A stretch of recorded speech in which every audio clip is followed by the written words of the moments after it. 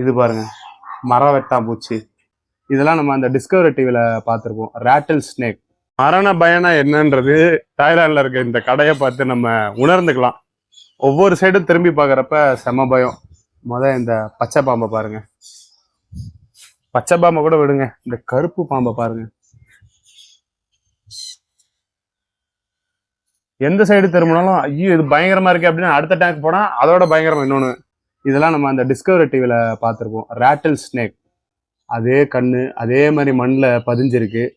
வாழை ஆட்டி இறைய பிடிக்குமே, செமையா இருக்கு பாருங்க. இங்க ஒரு பாம்பு இருக்கு, இது என்ன பாம்புலாம் தெரியல. ஒவ்வொன்றுத்துலயும் ஒவ்வொன்று படுத்து கிடக்குது. இது பாருங்க, மரம் வெட்டா பூச்சி. இது எவ்வளவு பெருசு தெரியுமா? குட்டிலாம் கிடையாது. எனக்கு பக்கத்துல கை வச்சு பார்க்கவே பயமா இருக்கு, அவ்வளவு பெருசு. அப்படியே இங்க வந்தோம் அப்படின்னா மலைப்பாம்பு கிடக்குது, செம சைஸு. இங்க வெளிச்சத்துக்கு ரிஃப்ளெக்ஷனுக்கு தெரிய மாட்டுது, பயங்கர பெருசா ஒரு மலைப்பாம்பு கிடக்குது.